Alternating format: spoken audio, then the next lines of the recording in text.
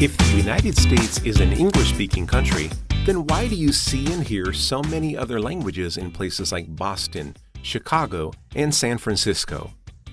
Hi, I'm Jason, and this is Jason's Easy English, a podcast that helps you improve your English and learn about American culture with clear, understandable episodes in authentic, everyday language. Today, I'll share a story about meeting a friend in Boston and something that surprised him: how many different languages he noticed all around the city. And just a quick reminder, if you enjoy this content, don't forget to follow or subscribe on your favorite podcast platform. All right, let's go ahead and get started. First, a quick note. This story, like all of the other ones I tell on this podcast, is fictional, but they all reflect real American culture and real American language use. So imagine this. My friend Javier from Spain had just arrived in Boston. We hadn't seen each other for a while, so we decided to meet near Chinatown and walk around the city. When Javier came out of the subway station, he immediately started looking around. "Hey, look at that," he said. Near the corner, there was a small sidewalk newspaper stand. On the rack were several local newspapers, but one of them was completely in Chinese. The headline, the photos, everything. Javier picked up the paper and turned it over in his hands. "Wow," he said. "There's a whole newspaper just in Chinese." I nodded. "Boston has a big Chinese community," I told him. "So there are Chinese language newspapers, radio programs, and community organizations here." Javier smiled and put the paper back on the rack. He wasn't able to read it. "Okay," he said. "This city is already more interesting than I expected." We started walking through the neighborhood, and every few steps he noticed something new. Menus with 2 languages, posters in store windows, signs written in both English and Chinese. At one point, a group of students walked past us speaking Chinese. Right behind them, a couple was talking in Spanish. Then a man walked by us speaking what sounded like Russian on his phone. Javier stopped and looked around. "I thought this was an English-speaking country," he said. I smiled. "Well, English is the main language. But cities like Boston are very diverse." We decided to walk a little farther and eventually took the subway to East Boston. As soon as we came up from the station, Javier noticed something again: a bakery sign in Spanish, then another store sign, then a grocery store with a big banner advertising fresh bread and pastries, but also in Spanish. "This neighborhood feels different," he said. "That's because East Boston has a large Latino immigrant community," I explained. In many American cities, neighborhoods develop strong cultural identities because people from the same origin or region settle there. Later that afternoon, we walked through the North End, Boston's historic Italian neighborhood. Some restaurants, of course, had Italian names. Bakery windows displayed signs with both English and Italian words.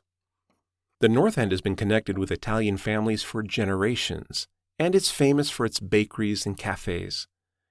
As we walked down one narrow street, Javier suddenly stopped. "Wait," he said. "In Spain, Spanish is our official language." He pointed at another sign with 2 languages. "Doesn't the United States have an official language? A language the government chooses for official communication?" That's actually a very good question. Many people assume that English is the official language of the United States. But technically, the United States does not have an official language at the federal level. English is, of course, the most widely spoken language, but there's no national law that declares it the official language of the country. Javier looked surprised. "En serio? Really?" he asked. "Yeah," I told him. "But the situation can be a little bit more complicated. Some states have passed English-only laws, which are rules saying that government business must be conducted in English. These laws usually apply to state or local government communication.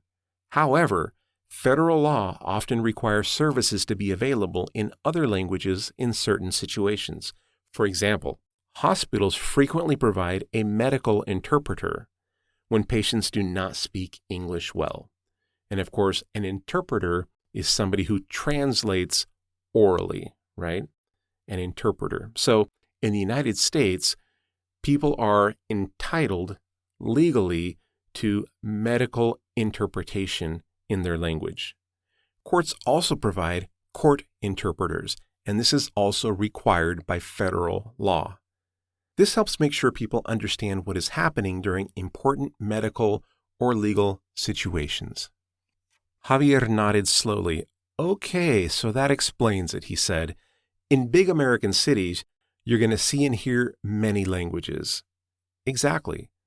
So in cities like Boston, New York, San Francisco, and Miami, there are people from all over the world. Different languages appear on signs, on menus, bulletin boards, billboards, and advertisements because businesses want to communicate with communities around them. Sometimes you can walk one block and hear 3 or 4 different languages. And that diversity is one of the things I love most about large American cities. You can experience cultures from all over the world without leaving your city. All right, I hope that story was interesting and understandable. But before I let you go, as usual, we're going to recap the main points of today's podcast episode. Today, we talked about why you might see and hear many languages in large American cities like Boston, New York, Chicago, Miami, San Francisco, Seattle, Houston, and many others we could name. We learned about an immigrant community, a group of people living together in a place who originally came from another country. We also talked about the idea of an official language, the language a government uses for official communication.